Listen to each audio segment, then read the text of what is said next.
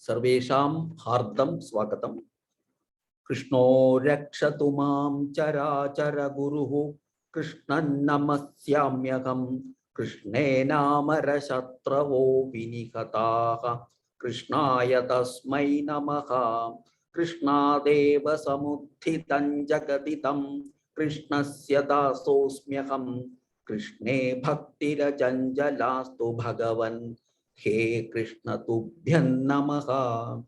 प्रपन्न पारिजाताय स्तोत्र वेत्रैकपाणये ज्ञानमुद्राय कृष्णाय गीतामृतदुहे नमः। वसुदेवसुतं देवं कंसचाणूरमर्दनं देवकी परमानन्दं कृष्णौ वन्दे जगद्गुरुं। सर्वेषां पुनः स्वागतम्। चंद्रिका भगिनी। अंतवंत इमे देहाः अंतवंत इमे देहाः अंतवंत इमे देहाः नित्यस्योक्ता शरीरिणः नित्यस्योक्ता शरीरिणः नित्यस्योक्ता शरीरिणः अनाशिनो प्रमेयस्य अनाशिनो प्रमेयस्य अनाशिनो प्रमेयस्य तस्माद्युध्यस्व भारत तस्माद्युध्यस्व भारत तस्माद्युध्यस्व भारत। You can combine तस्माद्युध्यस्व भारत तस्माद्युध्यस्व भारत तस्माद्युध्यस्व Bharata. Come on, very good, very well chanted, very well chanted. Thanks sir. Here this visarga is coming and the sha is coming, so you have to, instead of this ish, one ish, some ish. double sha will come, so you can remember that and stress that sha. Okay. धन्यवाद। राधा भगिनी। अंतवंत इमे देहाः अंतवंत इमे देहाः अंतवंत इमे देहाः नित्यस्योक्ता शरीरिणः नित्यस्योक्ताः शरीरिणः नित्यस्योक्ताः शरीरिणः। No ha sound, double sha. नित्यस्योक्ता शरीरिणः नित्यस्योक्ताः शरीरिणः। Yes, you won't pronounce this ha here. Instead of that, you will pronounce the ish sound. Anashino. शरीरिणः। धन्यवाद। अनाशिनो प्रमेयस्य अनाशिनो प्रमेयस्य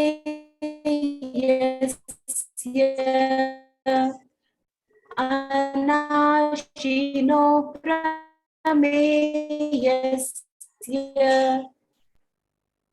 तस्माद्युध्यस्व भारत तस्माद्युध्यस्व भारतः तस्माद्युध्यस्व भारत तस्माद्युध्यस्व भारत तस्माद्युध्यस्व भारत तस्माद्युध्यस्व भारत। उत्तम, धन्यवाद। सुधा रविशंकर भगिनी। अंतवंत इमे देहाः नित्यस्योक्ता शरीरिणः अंतवंत इमे देहाः नित्यस्योक्ताः शरीरिणः अंतवंत इमे देहाः नित्यस्योक्ताः शरीरिणः अनाशिनो प्रमेयस्य तस्माद्युध्यस्व भारत अनाशिनो प्रमेयस्य तस्माद्युध्यस्व भारत अनाशिनो प्रमेयस्य तस्माद्युध्यस्व Bharata Tamam, very good, well chanted. अनन्या अंतवंत इमे देहाः नित्यस्योक्ता शरीरिणः अन्तवन्त इमे देहाः नित्यस्योक्ता शरीरिणः once again अन्तवन्त इमे this term only antavanta अन्तवन्त इमे देहाः नित्यस्योक्ता शरीरिणः नित्यस्योक्ता शरीरिणः yes अनाशिनो प्रमेयस्य तस्माद्युध्यस्व भारत अनाशिनो प्रमेयस्य तस्माद्युध्यस्व भारत yes अनाशिनो प्रमेयस्य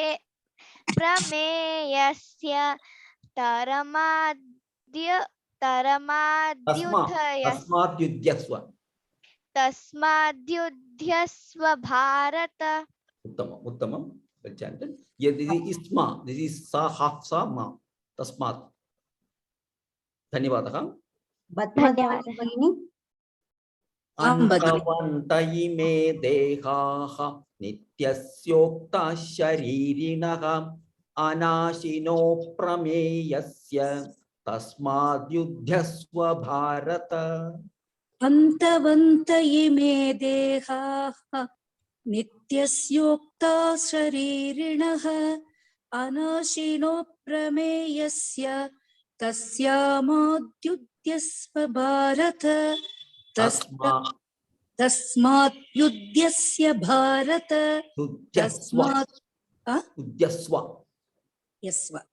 तस्माद्युध्यस्व भारत उत्तमम् उत्तमम् ओके वनजा भगिनी अन्तवन्त इमे देहाः नित्यस्योक्ता शरीरिणः अनाशिनो प्रमेयस्य तस्माद्युध्यस्व भारत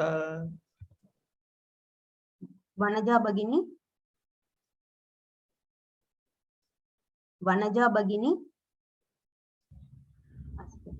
अनुराधा यस भगिनी अनुराधा यस भगिनी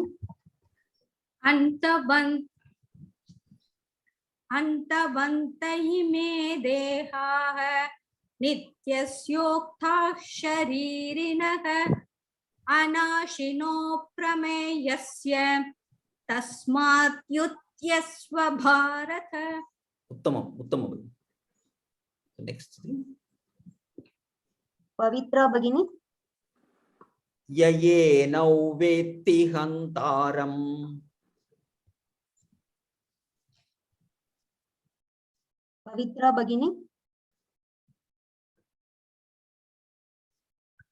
पवित्रा भगिनी अस्तु जेएम अनुराधा भगिनी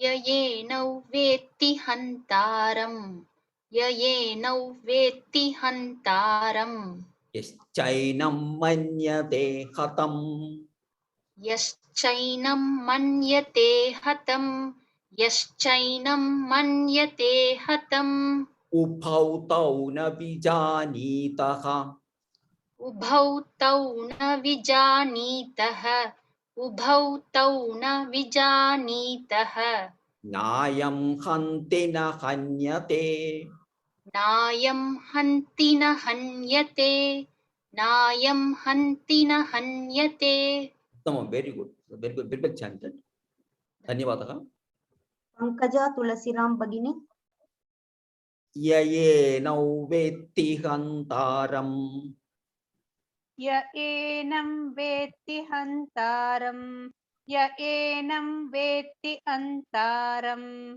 यश्चैनं मन्यते हतम् यश्चैनं मन्यते हतम् यश्चैनं मन्यते हतम् उभौ तौ न विजानीतः उभौ तौ न विजानीतः उभौ तौ न विजानीतः नायं हन्ति न हन्यते नायं हन्ति न हन्यते नायं हन्ति न हन्यते धन्यवादः वेल चाण्टेड उत्तमं धन्यवादः श्यामला शिवकुमार भगिनी ययेनं वेत्ति हन्तारं यश्चैनं मन्यते हतम् येनं वेत्ति हन्तारं यश्चैनं मन्यते हतं येनं वेत्ति हन्तारं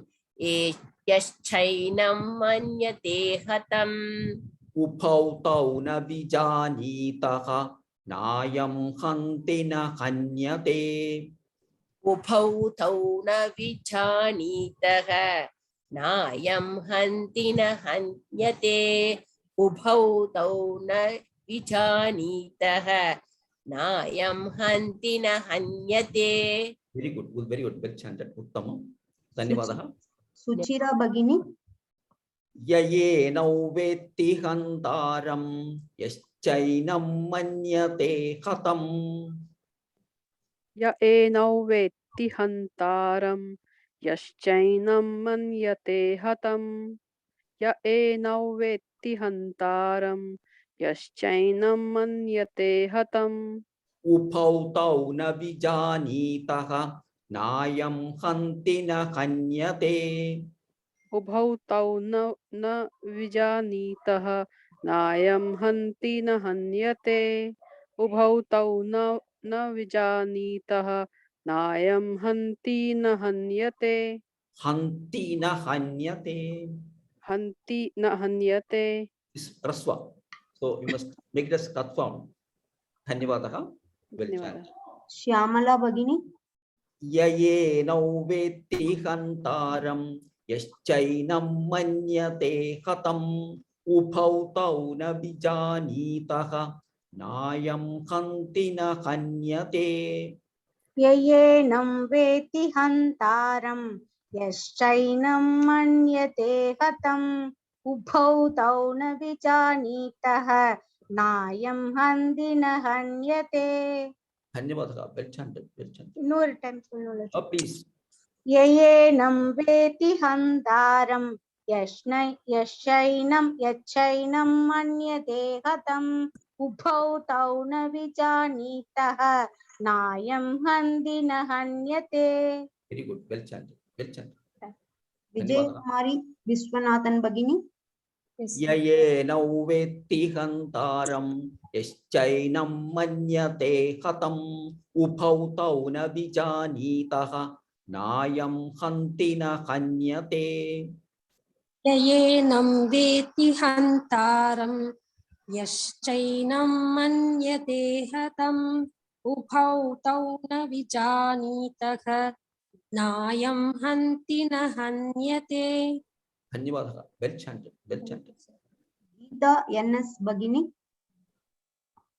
now this is again the Trishtup Chandah 11 syllables in one pada न जायते म्रियते वा कदाचित्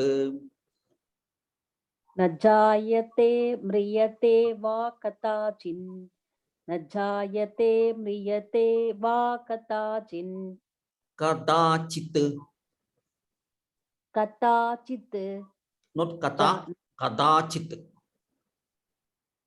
कदाचित् no न न जायते म्रियते वा कदाचित् not कदाचित् कदाचित् कदाचित् this is the third da कदाचित् no this is daya that da कदाचित् कदाचित् कदाचित् yeah I hope you understand this letter कदाचित् कदाचित् okay Nayam. Okay, please. न जायते म्रियते वा कदाचित् I'm hearing it as katachit, but it is kadachit. Okay. कदाचित् Okay, okay. You just correct yourself later on. Okay. Nayam bhutva bhavita vana bhuyaha. नायं भूत्वा पविता वा न भूयः नायं भूत्वा भविता वा न भूयः. All these are Mahapranas. So you must pronounce with more stress. Nayam bhutva bhavita vana bhuyaha. नायं भूत्वा भविता वा न भूयः Yes. नायं भूत्वा भविता वा न भूयः Bhuyaha. भूयः. Ajo nitya shashvatoyam puranaha. अजो नित्यः शाश्वतोऽयं पुराणः अजो नित्यः शाश्वतोऽयं पुराणः Shashvatoyam puranaha.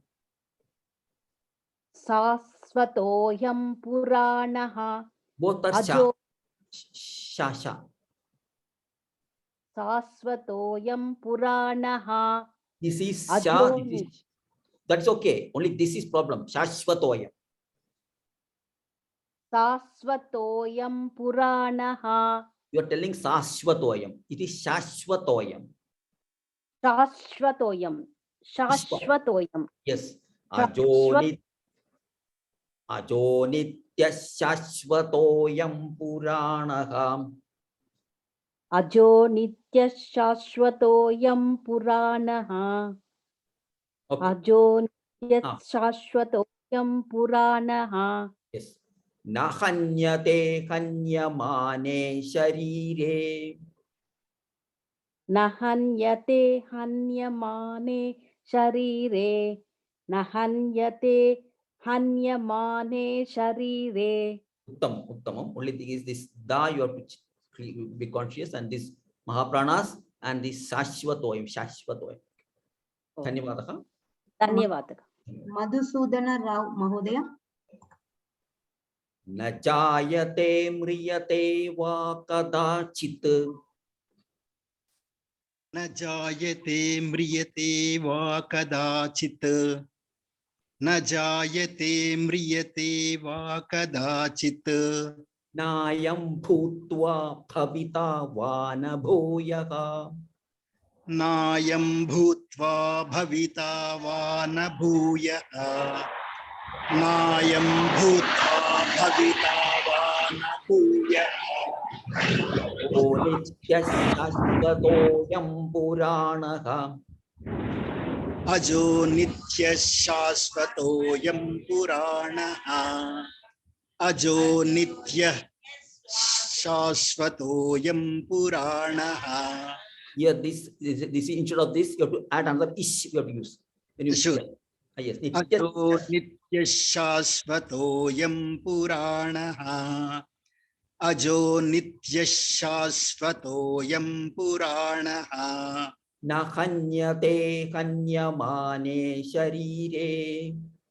न हन्यते हन्यमाने शरीरे.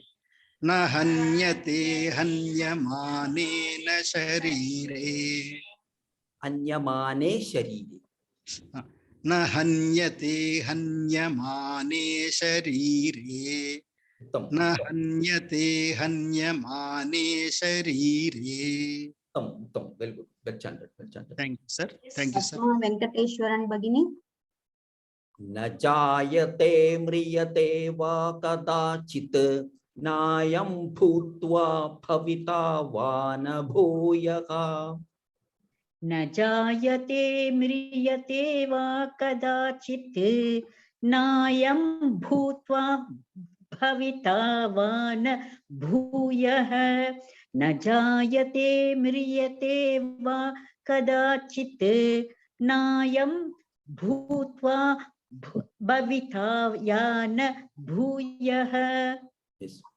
अजो नित्यः शाश्वतोऽयं पुराणः न हन्यते हन्यमाने शरीरे अजो नित्यः शाश्वतोऽयं पुराणः न हन्यते हन्यमाने शरीरे अजो नित्यः शाश्वतोऽयं पुराणः न हन्यते हन्यमाने शरीरे। उत्तमं, वेरी गुड, वेल चांटेड।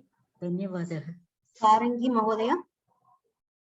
न जायते म्रियते वा कदाचित् नायं भूत्वा भविता वा न भूयः न जायते म्रियते वा कदाचित् नायं भूत्वा भविता वा न भूयः न जायते म्रियते वा कदाचित् नायं भूत्वा भविता वा न भूयः अजो नित्यः शाश्वतोऽयं पुराणः न हन्यते हन्यमाने शरीरे अजो नित्यः शाश्वतोऽयं पुराणः न हन्यते हन्यमाने शरीरे अजो नित्यः शाश्वतोऽयं पुराणः न हन्यते हन्यमाने शरीरे। धन्यवादः, well chanted, well chanted. Thank you sir. Revathi भगिनी। न जायते म्रियते वा कदाचित् नायं भूत्वा भविता वा न भूयः अजो नित्यः शाश्वतोऽयं पुराणः न हन्यते हन्यमाने शरीरे न जायते म्रियते वा कदाचित् नायं भूत्वा भविता वा न भूयः अजो नित्यः शाश्वतोऽयं पुराणः न हन्यते हन्यमाने शरीरे। Well good, well chanted, well chanted. Thank you. धन्यवादः। सूर्यकुमारी भगिनी। न जायते म्रियते वा कदाचित् नायं भूत्वा भविता वा न भूयः अजो नित्यः शाश्वतोऽयं पुराणः न हन्यते हन्यमाने शरीरे न जायते म्रियते वा कदाचित् नायं भूत्वा भविता वा न भूयः अजो नित्यः शाश्वतोऽयं पुराणः न हन्यते हन्यमाने शरीरे। वेरी गुड, वेल चांटेड। धन्यवादः। वृंदा भगिनी। वेदा विनाशिनं नित्यं वेदा विनाशिनं नित्यं वेदा विनाशिनं नित्यं ययेनमजमव्ययम् ययेनमजमव्ययम् कथं स पुरुषः पार्थ कथं स पुरुषः पार्थ कथं स पुरुषः पार्थ कं घातयति हन्तिकम् कं घातयति हन्तिकम् कं घातयति हन्तिकम्। Well chanted, well chanted. Gunjan Bansal भगिनी। वेदा विनाशिनं नित्यं वेदा विनाशिनं नित्यं वेदा विनाशिनं नित्यं ययेनमजमव्ययम् येनमजमव्ययम् कथं स पुरुषः पार्थ कथं स पुरुषः पार्थ कथं स पुरुषः पार्थ कं घातयति हन्तिकम् कं घातयति हन्तिकम् कं घातयति हन्तिकम्। Once again. कं घातयति हन्तिकम्। उत्तमं, well chanted. शान्ति अण्बरसु भगिनी वेदा विनाशिनं नित्यं ययेन मजमव्ययम् वेदा विनाशिनं नित्यं ययेनमजमव्ययम् वेदा विनाशिनं नित्यं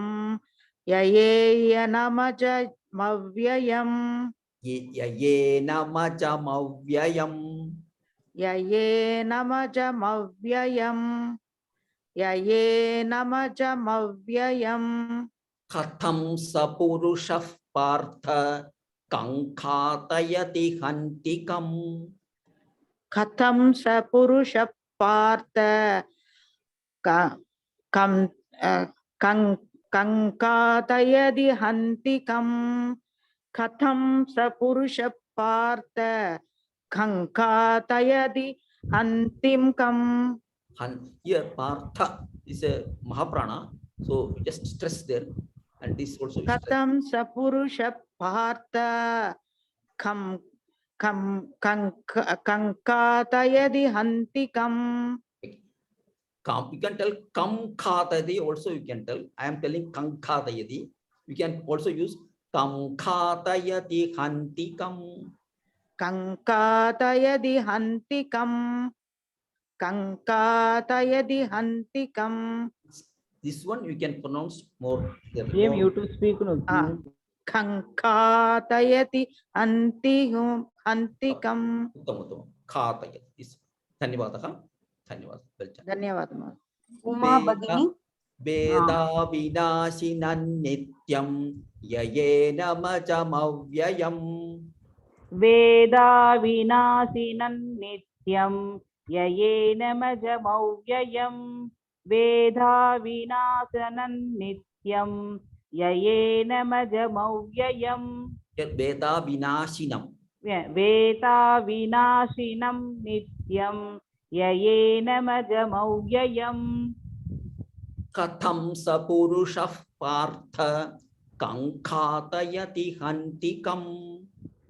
Katham sapurushah partha kankhatayati hantikam.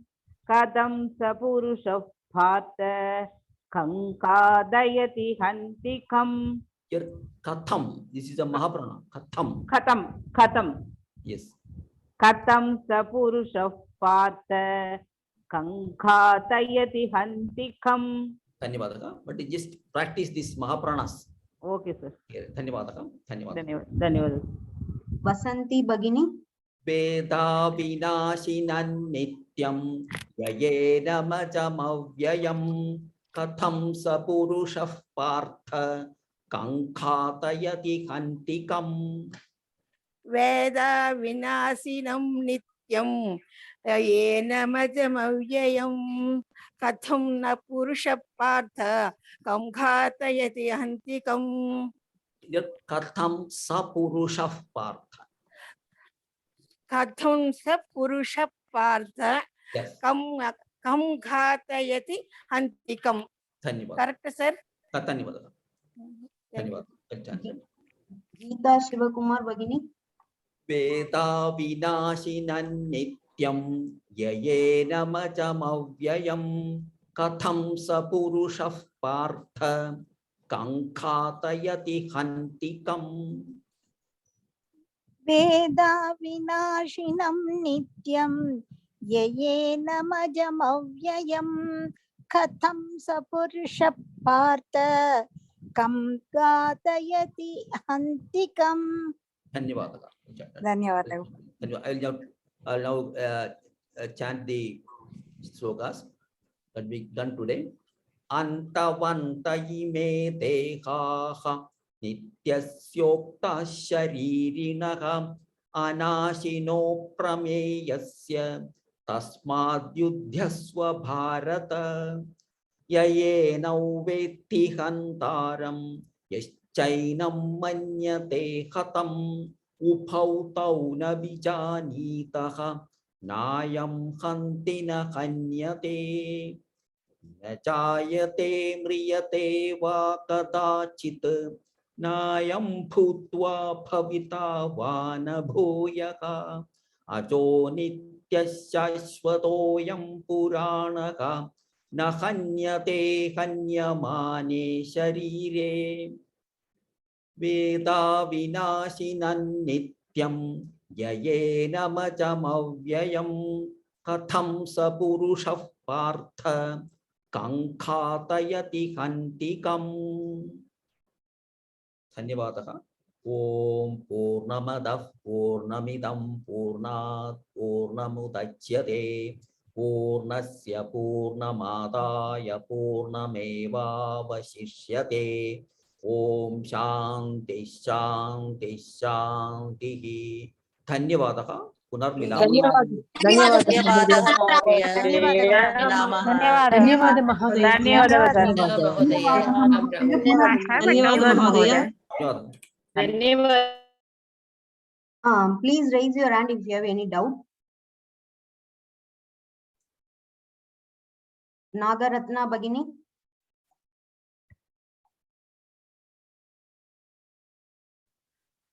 Namaste Mahodaya. Namaste.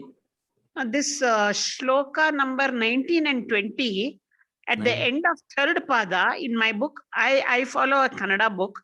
In both this one, Vijanito is there and Purano. Instead of aha, oh, they have given. That is because that is continuously you have to read that. Okay, here so we are breaking Sandhi, we are breaking that here. So Janitaha. So when we read continuously, we can read it as though. Yeah, yes. Okay. You should read like that. Okay, dhanyawada. Continuously. Dhanyawada. Yes. Subhashini Bagini. Mahodaya, if we say in the correct tone and the rhythm, is there any seconds that it should really come? For me, 18 seconds is coming. Is there any count is there? Which one? I don't understand. When I say one sloka in a neat manner with same pace, 18 seconds it takes. So is there any timing count? No. It is individual only. You can tell with very slowly. You can do it very fast. Okay. There is no standard like that. Okay. Yeah. You follow all the rules. Okay. Come all the Mahapranas. All those rules you follow, and you can chant at your pace. Okay. Thank you, Mahodaya. Dhanyawada. Any other doubts?